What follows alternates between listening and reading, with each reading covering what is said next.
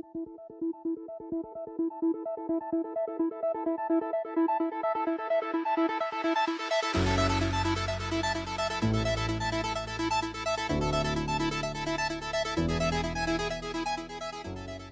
selamat pagi, selamat siang, selamat sore, selamat malam, selamat datang kembali di channel Kawan Review. Seperti biasa, kalau kalian sudah melihat video ini berarti sudah ada ulasan film atau mungkin serial yang udah kalian tonton atau mungkin belum kawan-kawan tonton dan aku rekomendasikan.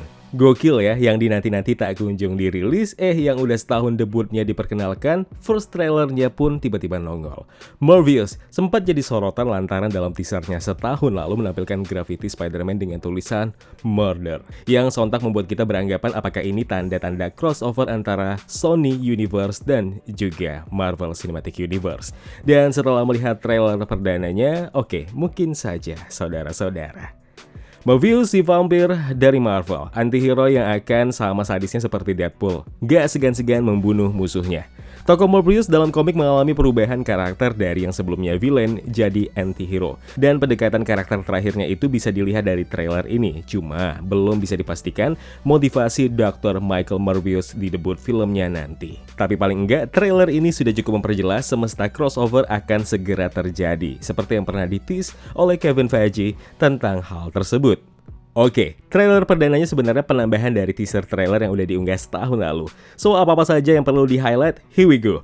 Sama seperti teaser trailer setahun lalu, cuplikan scene pertama ini tampaknya akan jadi pembeda dari komik dan film. Dimana kalau dalam komik pada akhirnya Morbius melakukan eksperimen untuk mengobati kelainan darah langka atau degeneratif pada tubuhnya dengan memasukkan cairan dari kelelawar vampir dan diperkuat dengan tegangan listrik. Nah, eksperimen berakhir, Morbius sembuh dari penyakitnya, tapi sayangnya eksperimen tadi justru punya efek yang mengerikan. Ia akhirnya berubah layaknya vampir.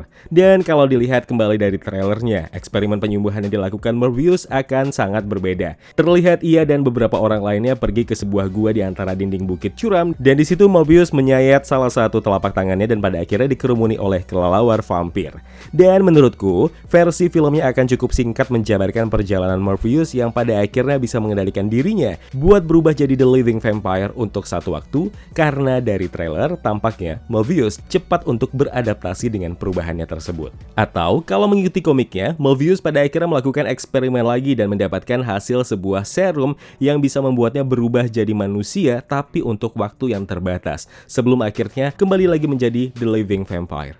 Kemudian ada sebuah kapal pesiar di tengah laut yang kayaknya ini diadaptasi dari komik Marvel. Dan kalau itu benar, bisa saja nanti ada tokoh komik yang juga muncul di sana, yaitu Emil Nichols, teman Morbius yang bertindak membantu Morbius mengerjakan eksperimennya itu. Cuma kalau dilihat dari daftar pemainnya, nama Emil Nichols tidak disebutkan di sana. Gak tahu apakah ini akan diganti dengan karakter apa. Kemudian, scene di mana Morbius dengan baju orange tahanan bersama dengan Simon Strode, seorang agen CIA yang dalam komik diceritakan memburu Morbius dan bahkan pernah bekerja sama dengannya. Cuma sejauh mata memandang, belum bisa dipastikan apa motif Simon Strode di sini. Cuma dari dialog singkat keduanya, kemungkinan akan ada cikal bakal kerjasama antara keduanya di film ini. Dan kalau benar keduanya bekerja sama, bisa saja film Morbius akan mengadaptasi komiknya. Tokoh villain Hell's Eye, monster dengan banyak mata di tubuhnya, mungkin akan diperkenalkan di film ini. Maybe. Oke, next. Terlihat di salah satu deretan gedung di kota New York tampak gedung Horizon. Kalau dalam komik Marvel, Horizon itu adalah sebuah laboratorium. Dan pernah diceritakan kalau Michael Morbius membuat serum anti-spider di sana. Dan bisa jadi Horizon Lab akan jadi tempat awal semua eksperimen gila Morbius dimulai. Di scene berikutnya, kurangkum aja ya. Dari scene sekian detik ini memperlihatkan beberapa kekuatan yang dimiliki Morbius The Living Vampire. Mulai dari echolocation, night vision, sampai kekuatan transfeksinya. Dan bisa dilihat juga, Morbius benar-benar bisa berubah selayaknya vampire yang dapat terbang. Kemudian di salah satu scene terlihat gedung Oscorp. Yang diperhatikan lagi itu adalah gedung Oscorp versi The Amazing Spider-Man. I don't know apa alasan Sony memperlihatkan beberapa hal yang menarik yang ada hubungan dengan trio Spider-Man, Tobey, Andrew, dan Tom. Coba kalian jelaskan ke aku. Oke, next. tampak seorang aktor wanita di film ini. Tokohnya nanti akan berperan sebagai Martin Bancroft, yang kalau di komik Marvel, Martin turut membantu dalam eksperimen penyembuhan penyakit darah degeneratif Morbius. Aku sangat berharap tokoh Martin ini bukan sebatas love interest-nya Morbius atau karakter pendamping doang. Sekali lagi, kalau mengikuti komik Marvel, Martin Bancroft pun akhirnya menjadi vampir setelah digigit oleh vampir lainnya. Dan pada akhirnya, keagresifan Martin membuatnya jadi vampir sejati sebelum akhirnya terpaksa dibunuh oleh Morbius.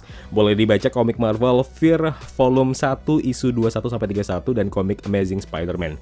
Lupa isu berapa, kalau nggak salah isu ratusan gitulah. Oke, lanjut. Kekacauan yang dilakukan Morbius sebelum akhirnya ia bisa mengendalikan mutasi dirinya jadi The Living Vampire ternyata jadi sorotan media massa. Terlihat sebuah surat kabar Daily Bugle dengan headline yang menyebutkan kalau Morbius ditangkap karena aksi pembunuhan vampir yang dilakukannya. Dan kayaknya di sini Morbius kabur dari tahanan. Nah, hal menarik di kolom atas halaman depan koran itu terlihat dua nama tokoh Marvel yang gak asing lagi buat kalian semua. Pertama ada Black Cat dengan lanjutan tulisan Friend or Foe, teman atau musuh. Jika ini benar, Black Cat akan debut dan mungkin akan bertemu dengan Spider-Man di Sony Universe. Spider-Man yang mana? Ya bisa jadi Spider-Man-nya Tom Holland. Kemudian di sebelahnya ada nama Rhino. Siapa sih yang gak kenal tokoh villain yang muncul di film The Amazing Spider-Man 2 2014 lalu. Dan kayaknya ini menjawab The Sinister Six yang akan muncul di No Way Home tanpa Rhino di sana. Setidaknya ini mempertegas The Sinister Six beneran nyata ya, mereka akan segera debut di semestanya Marvel. Kemudian ada tokoh karakter lainnya, seorang pria berparas dingin yang ternyata dia adalah Lucius Crown.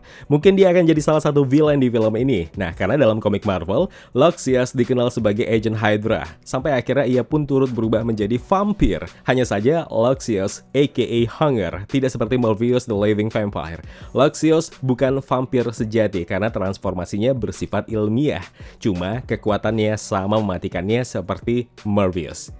Kemudian kemunculan Adrian aka Vulture yang terlihat seperti membantu FBI or CIA untuk menangkap Morbius. Gak tahu apakah di sini perannya tetap akan jadi Vulture atau justru berbeda. Karena di akhir film Spider-Man Homecoming, Vulture akhirnya jadi tahanan. Dan kalau mungkin kehadiran Vulture jadi bukti crossover antara MCU dan Sony Universe, bisa jadi peran Michael Keaton masih sebagai Vulture dengan dendamnya melawan Spider-Man.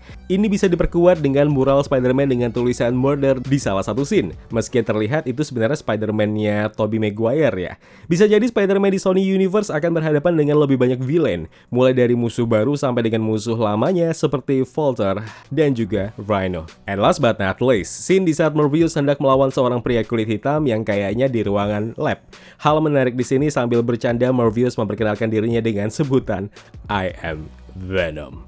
Yap, bisa jadi di film-film mendatang Morbius akan berhadapan dengan Venom seperti dalam komik Marvel Venom, The Enemy Within Jilid 1-3. Yap, itu dia beberapa highlight dari trailer pertama Morbius yang direncanakan rilis akhir bulan Januari 2022.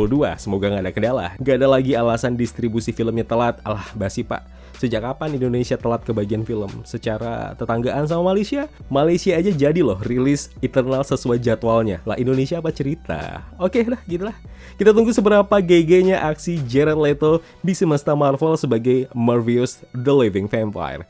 Ingat ya, dia bukan hero ataupun villain.